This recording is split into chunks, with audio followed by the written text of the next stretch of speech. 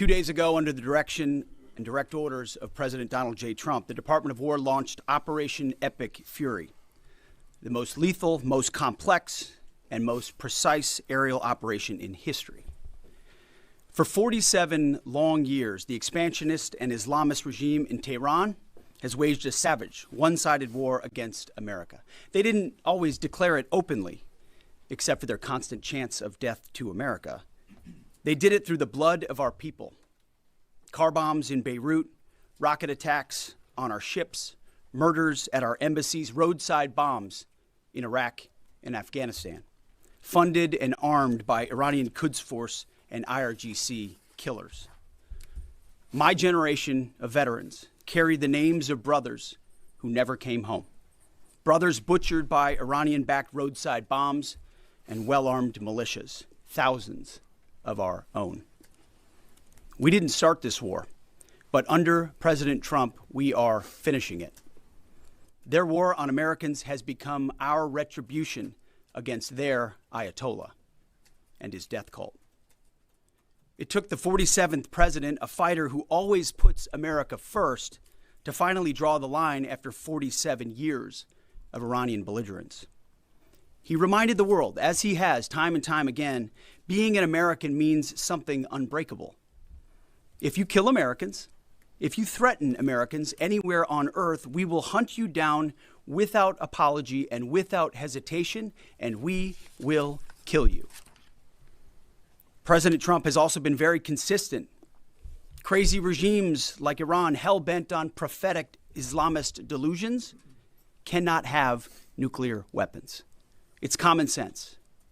Many have said it, but it takes guts to actually enforce it, and our president has guts.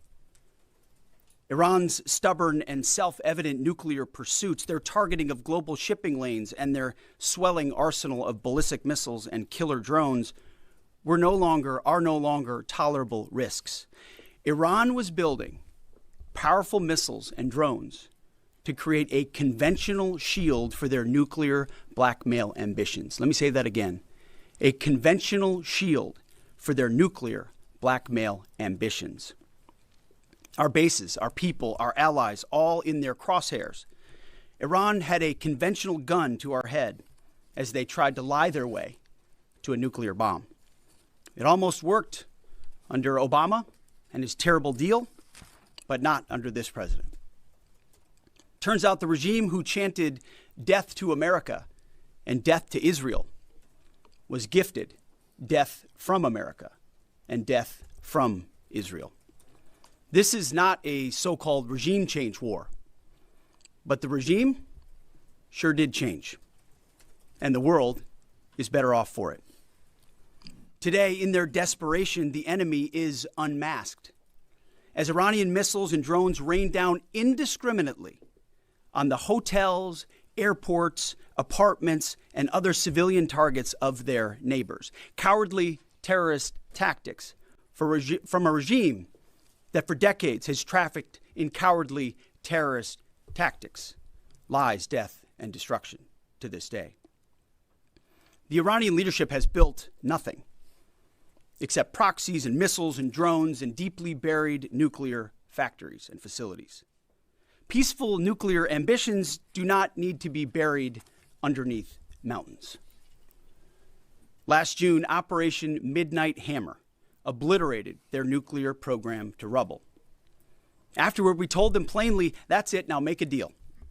They arrogantly refused. We said, rebuild it, and we'll stop you again, this time far worse.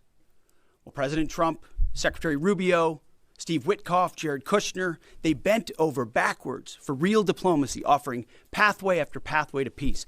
I watched it. I was there. They tried over and over and over again earnest attempts at peace.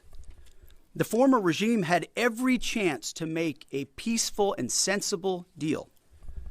But Tehran was not negotiating. They were stalling, buying time to reload their missile stockpiles and restart their nuclear ambitions. Their goal, hold us hostage, threatening to strike our forces. Well, President Trump doesn't play those games. And as Secretary Rubio said after the Maduro raid, if you don't know, Now you know. President Trump puts America and Americans first. He doesn't hesitate, and neither do our troops. The mission of Operation Epic Fury is laser-focused. Destroy Iranian offensive missiles, destroy Iranian missile production, destroy their navy and other security infrastructure, and they will never have nuclear weapons.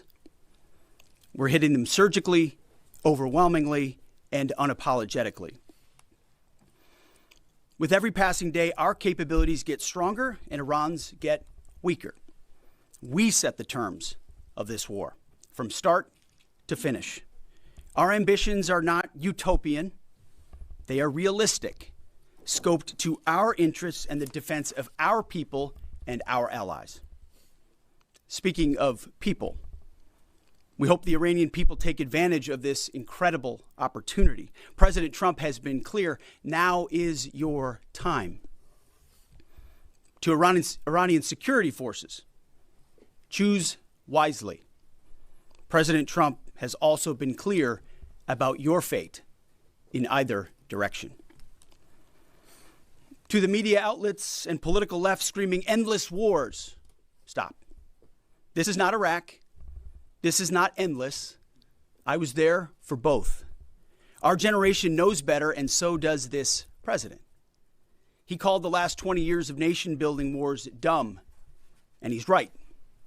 This is the opposite.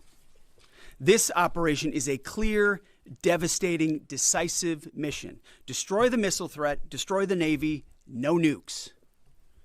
Israel has clear missions as well, for which we are grateful. Capable partners, as we've said since the beginning, capable partners are good partners. Unlike so many of our traditional allies who wring their hands and clutch their pearls, hemming and hawing about the use of force.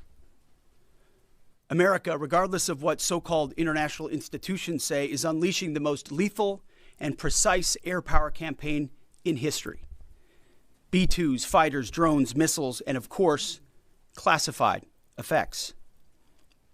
All on our terms, with maximum authorities. No stupid rules of engagement, no nation-building quagmire, no democracy-building exercise, no politically correct wars. We fight to win, and we don't waste time or lives. As the president warned, an effort of this scope will include casualties. War is hell, and always will be. A grateful nation honors the 4 Americans we have lost thus far and those injured. The absolute best of America. May we prosecute the remainder of this operation in a manner that honors them. No apologies, no hesitation, epic fury for them and the thousands of Americans before them, taken too soon by Iranian radicals. Before I turn it over to General Caine for the operational update, let me speak straight to you, the Joint Force, our warriors on the front lines. This is your moment. This is the generational turning point America has waited for since 1979, and since the rudderless wars of hubris my generation, our generation, endured. Don't listen to the noise. Just stay focused.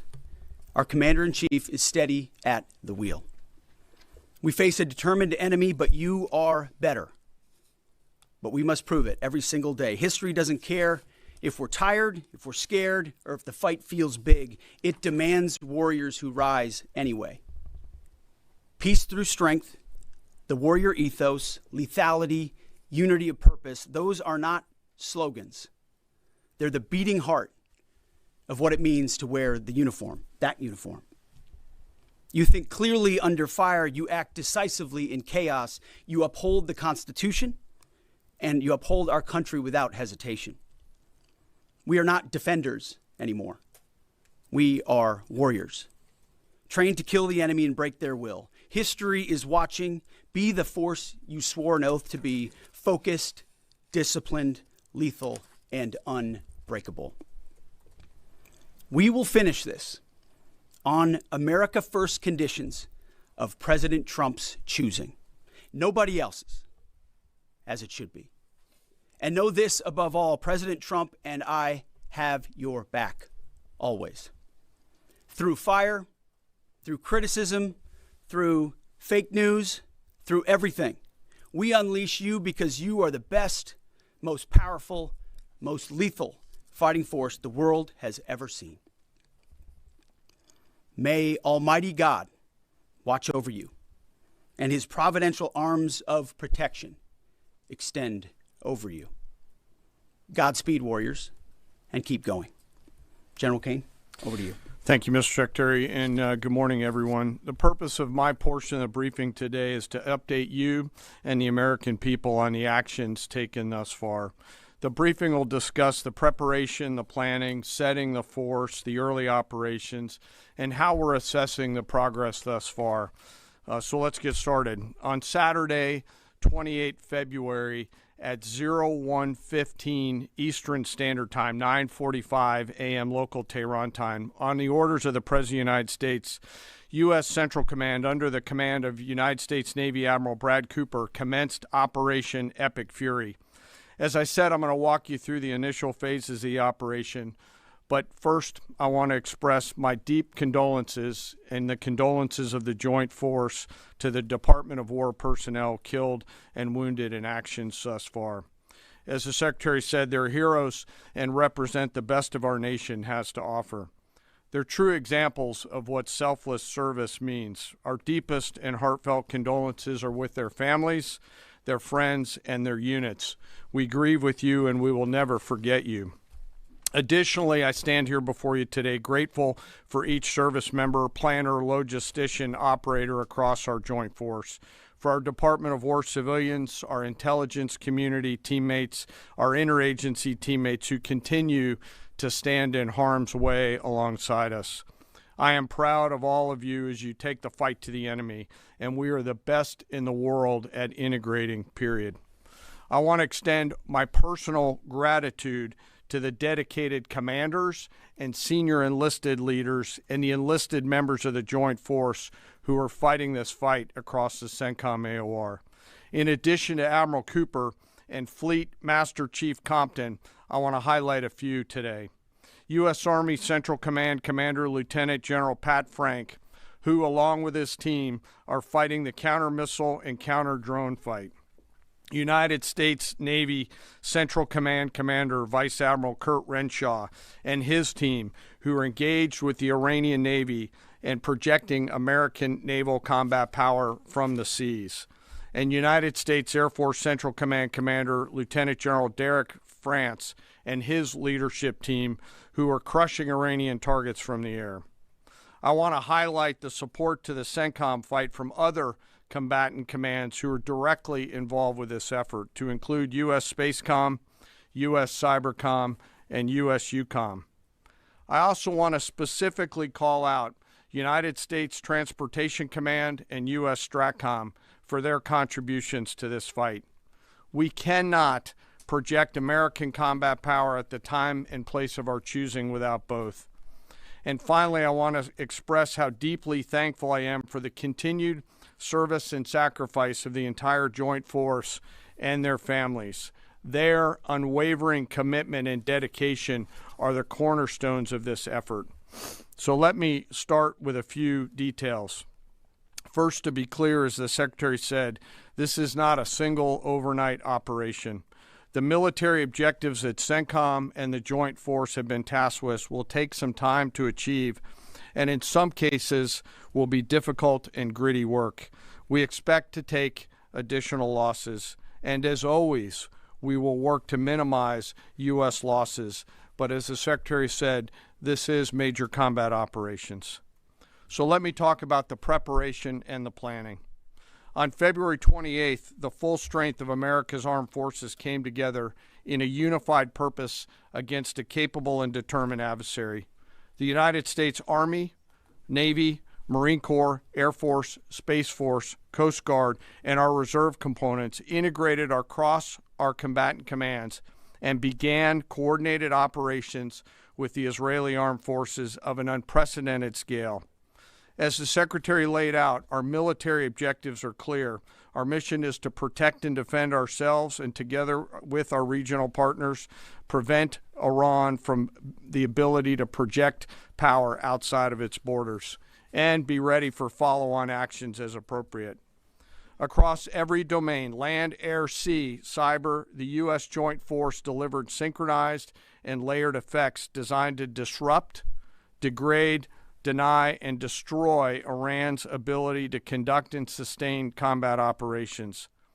On the U.S. side, this marked the culmination of months and in some cases years of deliberate planning and refinement against this particular target set.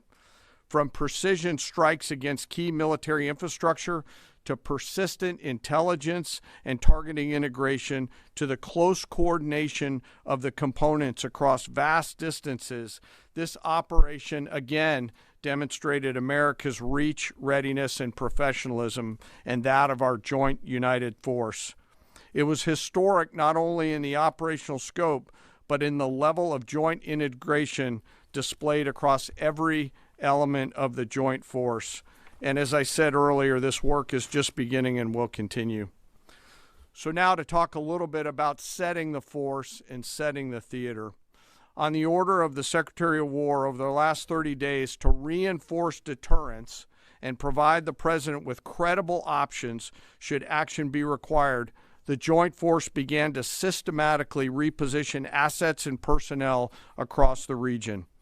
These movements ensured that U.S. forces remained postured, protected, and ready to respond decisively for any emerging threat. This deployment included thousands of service members from all branches, hundreds of advanced fourth and fifth generation fighters, dozens of refueling tankers, the Lincoln and Ford Carrier Strike Group and their embarked air wings, sustained flow of munitions, fuel, supplies, all supported with command and control, intelligence, surveillance, and reconnaissance network.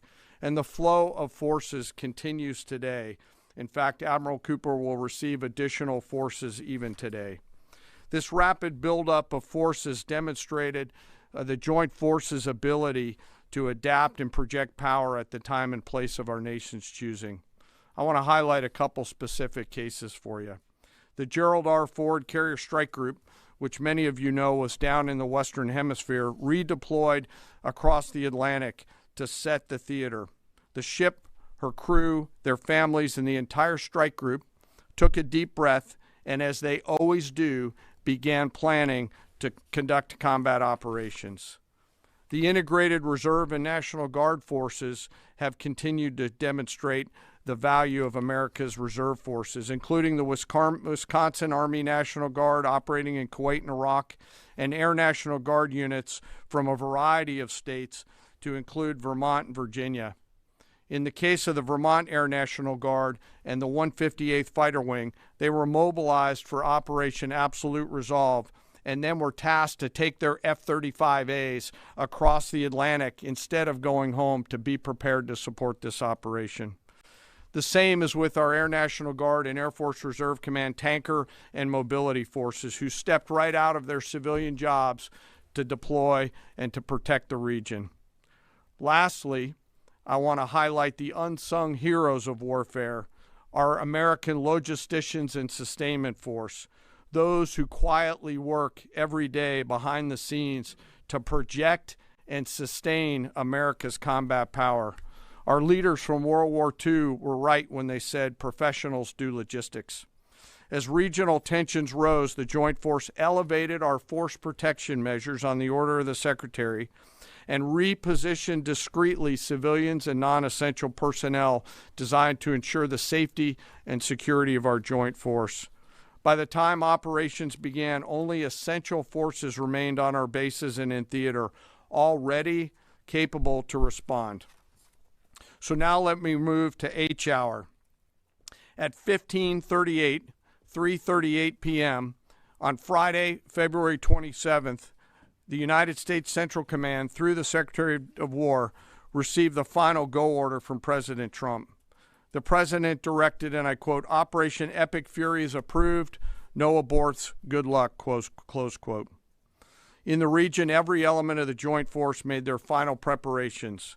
Air defense batteries readied themselves, checking their systems to respond to Iranian attacks. Pilots and crews rehearsed their strike packages for the final time. Air crews began loading their final weapons, and 2 carrier strike groups began to move towards their launching points. Across the globe, our operations centers came alive in Tampa, Florida, here at the Pentagon, and of course forward in the Central Command AOR. As always, operational security was paramount as we sought to maintain and sustain the element of surprise. This operation was highly classified so that at H hour, the enemy would see one thing: speed, surprise, and violence of action. The first movers were U.S. Cybercom and U.S. Spacecom, layering non-kinetic effects, disrupting and degrading and blinding Iran's ability to see, communicate, and respond. At H hour, the beginning of major combat operations, 01:15 local Eastern Daylight Time, 9:45 local AM Tehran time, as dawn crept up across the Central Command AOR, the skies surged to life. More than 100 aircraft launched from land, sea, fighters, tankers, airborne early warning, electronic attack, bombers from the States, and unmanned platforms, forming a single synchronized wave. This was a daylight strike based on a trigger event conducted by the Israeli Defense Forces, enabled by the U.S. intelligence community. The first shooters at sea were Tomahawks unleashed by the United States Navy, closed in on Iranian naval forces, and began to conduct strikes across the southern flank in Iran. On the ground, forces fired precision standoff weapons, measured, deliberate, precise, and lethal. This was a massive, overwhelming attack across all domains of warfare, striking more than 1,000 targets in the first 24 hours. We are now roughly 57 hours into the operation. In the initial phase, CENTCOM's focus was systematic targeting of Iranian's command and control infrastructure, naval forces, ballistic missile sites, and intelligence infrastructure designed to daze and confuse them. Coordinated space and cyber operations effectively disrupted communications and sensor networks across the area of responsibility, leaving the adversary without the ability to see, coordinate, or respond effectively. The combined impact of these strikes, swift, precise, and overwhelming, has resulted in the establishment of local air superiority. This air superiority will not only enhance the protection of our forces, but also allow them to continue the work over Iran. Over the course of the last 2 days, the Joint Force has launched hundreds of missions from land and sea and delivered tens of thousands of pieces of ordnance. The effort continues to scale. This included American B-2 bombers, which again, similar to Midnight Hammer, flew a 37-hour round-trip sortie from the continental United States, dropping precision, penetrating munitions on Iranian underground facilities across the southern flank and slightly deeper. Additionally, Israel has separately executed hundreds of sorties against hundreds of targets. Beyond Air Force and Navy aircraft strike packages, coordinated salvos of precision standoff weapons from across the region have neutralized hundreds of pre-planned targets. As I mentioned earlier, in support of these kinetic operations, U.S. Cybercom and Spacecom have continuously layered effects to disrupt, disorient, and confuse the enemy. I will note that this operation had several combat firsts, which I'll allow at some point in the future Admiral Cooper to talk about since he owns the AOR. While we've prosecuted a relentless offensive campaign, our defense has been equally important. Across the theater, operations have remained steady and disciplined. Once again, our integrated air and missile defense network is performing exactly as it's intended. U.S. Patriot and THAAD batteries, along with ballistic missile defense-capable Navy destroyers, continue to coordinate and execute intercepts with precision and consistency. I wish that every American could hear the voice communications like I have as these joint operations centers remain calm, focused, and cool while executing under fire over and over again. Collectively, these systems have intercepted hundreds of ballistic missiles targeting U.S. forces, our partners, and regional stability. The threat from one-way attack UAVs has remained persistent. Our systems have proven effective in countering these platforms, engaging targets rapidly. Each intercept represents hundreds of hours of training, readiness, and technology all coming together to work as designed. We will remain vigilant in the counter-UAV fight. And the defense of the region is not ours alone. As the threat grew, our partners surged in beside us. Air defense batteries in Qatar, the UAE, Kuwait, Jordan, and Saudi Arabia joined the fight, proof positive that years of training, trust, and hard-earned integration pay off. I am aware of the loss of 3 U.S. Air Force F-15Es overnight in the region. I am grateful for the safety of the crews, and we know that this was not from hostile enemy fire. As this matter's under investigation, I'll not comment further on this. Let me close. Operations will remain active across the theater and across the globe. The U.S. forces are postured not only to maintain pressure, but to respond and adapt as required. Operation Epic Fury stands as a reminder of what the United States military uniquely delivers: the ability to project power on a global scale with speed, surprise, precision, and overwhelming force when and where our nation requires it. What we've demonstrated over the past several days reflects years of investment in readiness, joint integration, and professionalism of the joint force. As major combat operations continue across CENTCOM, we remain engaged globally.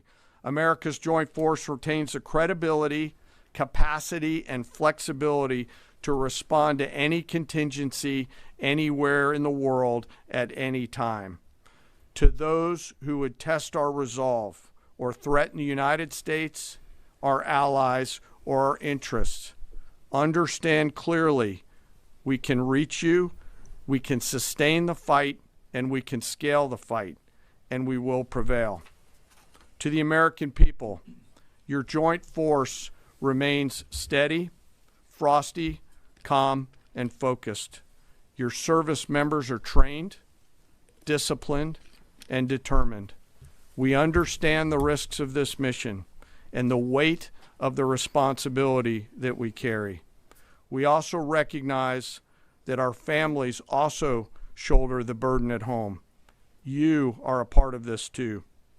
I am proud today, as I am every day, to stand as a member of America's joint force. There is no mission too complex, no distance too great, and no adversary too determined for the men and women who wear our nation's uniform. We mourn our fallen, we honor their families, and we continue our mission with focus, unity, and strength. And now I'm happy to take any questions. Thank you, Mr. Chairman. Right here. Go ahead. Thank you for your time. What percentage of Iranian long strike capabilities are still in the fight, and what is our exit strategy here, and when will it be deployed?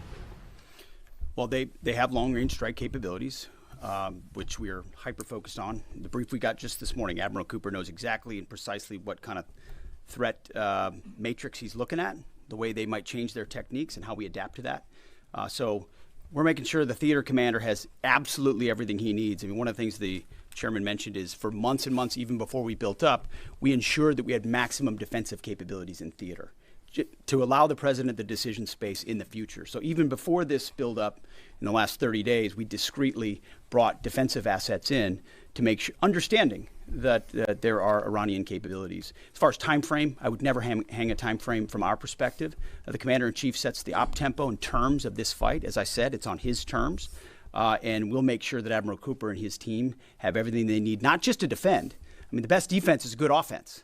And so we're aggressively pushing into that airspace over that southern flank to ensure that we control it and we destroy anything that moves that would attempt to shoot us. Think of it as shooting the archer instead of the arrows.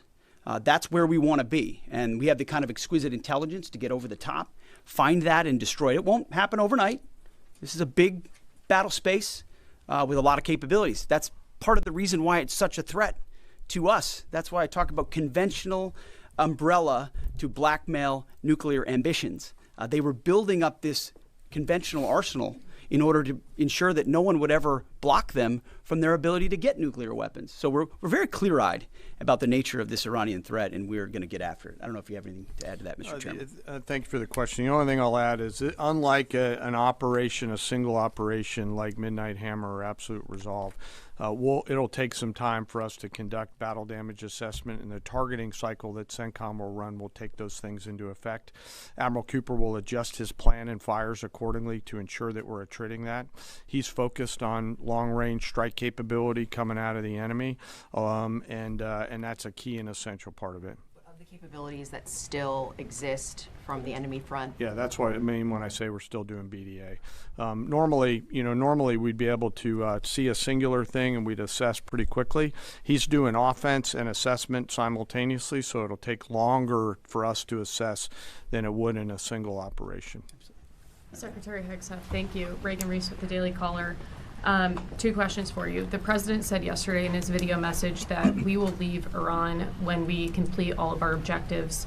What are our objectives, and can you share more information on how the soldiers who were killed were killed?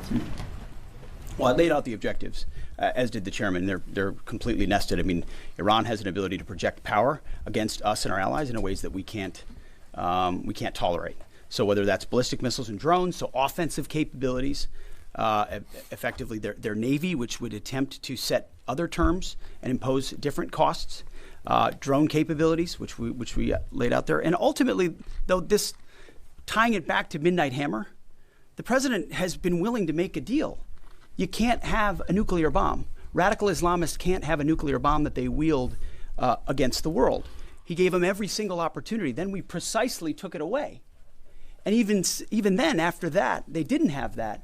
They didn't come to the table with a willingness to give it away. So ultimately, those nuclear ambitions, which never ceased, are something that had to be addressed as well. So that's a discrete sense of what's being addressed here to ensure that they can't use that conventional umbrella to continue a pursuit of nuclear ambitions.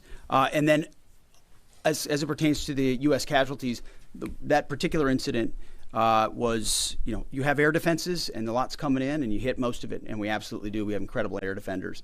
Every once in a while you might have one, unfortunately we call it a squirter that makes its way through, and in that particular case it happened to hit a tactical operations center that was fortified, but these are powerful weapons.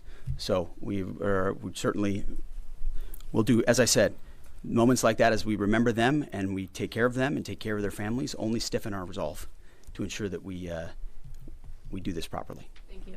Yep. Right here. Thank you, Secretary Hegseth. I had 2 questions for you. First, are there currently any American boots on the ground in Iran? No, but we're not going to go into the exercise of what we will or will not do. I think it's one of those fallacies for a long time that this department or presidents or others should tell the American people, and our enemies, by the way, here's exactly what we'll do. Here's exactly how long we'll go. Here's exactly how far we'll go. Here's what we're willing to do and not do. It's foolishness. And so President Trump ensures that our enemies understand we'll go as far as we need to go to advance American interests. But we're not dumb about it. You don't have to roll 200,000 people in there and stay for 20 years. We've proven that you can achieve objectives that advance American interests without being foolish about it. Now, will we be bold about it? Are we willing to be decisive about it? Do we put months and months of planning into what kind of effects we want to achieve? Absolutely. But going forward, why in the world would we tell you, the enemy, anybody, what we will or will not do in pursuit of an objective? We fight to win. We fight to achieve the objectives the President of the United States has laid out, and we will do so unapologetically. Thank you. Is there any significance to Israel carrying out the strike to kill the Ayatollah? And I wanted to know, what was your immediate reaction to finding out about his killing? I think Israel did a great job in the conduct of that operation. President Trump put a 4-week timeline on it. Are you Please. saying that's wrong? Yeah, thank you. You mentioned during the briefing, General Caine, that there would be additional troops sent to the region. Could you say how many troops currently are involved in this operation and how many additional troops are planned to go in this next phase? I don't want to talk specifics because that would tip the enemy off. We have more tactical aviation flowing into theater just based on the time it took to get it out there. I think we're just about where we want to be in terms of total combat capacity and total combat power for Admiral Cooper. One of the things, though, that a commander, he'll consistently assess the trajectory of the campaign. Is he on or off trajectory? And then make an ask of the joint force, which will then develop options for consideration by the Secretary and the President to either increase or in some cases decrease the amount of combat capability that we have over there. I heard the question about 4 weeks. It's the typical NBC sort of gotcha type question. President Trump has all the latitude in the world to talk about how long it may or may not take. 4 weeks, 2 weeks, 6 weeks. It could move up. It could move back. We're going to execute at his command the objectives we've set out to achieve. And what he has shown an ability to do that other presidents can't quite seem to have the aperture to do, well, I mean, Joe Biden didn't even know what he was doing, is to look for opportunities and off-ramps and escalations for the United States that creates new opportunities to execute what we need on our own timeline. So you can play games about 4 weeks, 5 weeks. He has all the latitude, and I'm glad he does, because there's no better communicator than our president expressing those things. To the Daily Mail. I've been in meetings with the president for the last 2.5 days. We know exactly where his headspace is, and he will communicate as he should exactly what he would like, and we will follow those orders. And I think everything he said on that is right down the middle. Chairman, did you absolutely. Have yes, right there. Yes, sir. Thank you very much, Secretary. I left my hometown of Sakis in Iranian Kurdistan in 1996. Can you promise that I will be able to return home safely this year? And I have a following question too, please. Well, I appreciate the question. I'm not here to place guarantees on that, but I think the message the president has given has been clear to the people of Iran. This is your moment. The world was seized by these crowds. And then seized by the reality of this regime killing tens of thousands of innocent protesters. So we saw the nature of the regime yet again exposed.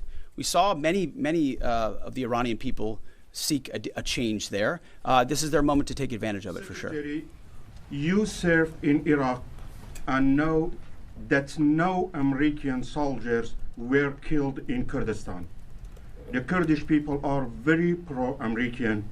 Will you continue protect Kurdistan and Peshmerga as loyal ally of the United States? Why I'm asking this question?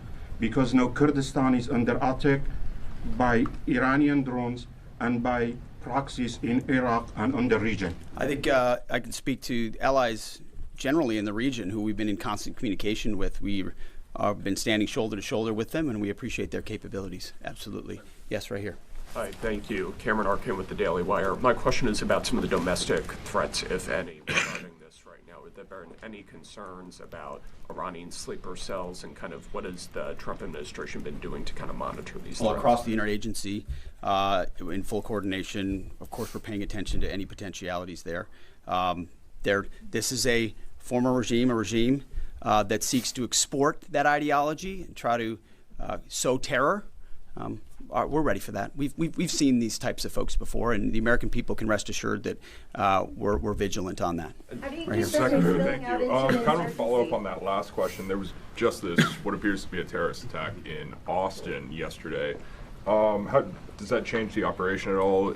What effect does that have? And it doesn't change the operation at all, and I know the authorities are executing exactly the way they should. Secretary Hegseth, and one for Chairman Caine as well. I understand, to your point here, that you don't want to broadcast everything for our adversaries to hear, but the American people also want to know what they're sending their men and women to war for. Is there a concern of this spiraling into a longer war? And then one for the chairman when you're done. Did you not hear my remarks? I mean, we're ensuring the mission gets accomplished, but we are very clear-eyed, as the president has been, unlike other presidents, about the foolish policies of the past that recklessly pulled us in to things that were not tethered to actual clear objectives. So we know. We have plans, we have generals, we have chairmen, we have commanders, CENTCOM commanders, Admiral Cooper, who's executing very deliberately to ensure outcomes that I laid out are accomplished. But we would never, in front of a press pool, lay out how long that may take. The mission for our warfighters, which is what matters to us, is very, very clear. And they're executing it right now violently. And just for the chairman quickly, I have one just for the chairman. You said this is not a one-night operation. It will take time to achieve the goals. What would be the goal line here for you? I think the Secretary laid out the military objectives, and that's what we execute against is the military objectives. Last one right here. Thank you, sir. As you've said, there are a large amount of U.S. service members that are in harm's way right now. What is your prayer for them? First of all, my prayer for them is that I do pray for them. My wife prays for them. Our family prays for them. Our cabinet prays for them. None of this is done on a whim. Having been in their boots, having been in their shoes, having been in their flight suits, I know we think about them with every decision that we make and every recommendation that we make to the President of the United States. Those recommendations are made prayerfully. And when I pray every day for them and for this mission, I pray simply for the biblical wisdom to see what is right and the courage to do it. It's going to take courage to follow through on this. There's going to be a lot of noise, and we pray for that, and we hope all of you do as well. Thank you very much. Appreciate it. Thank you.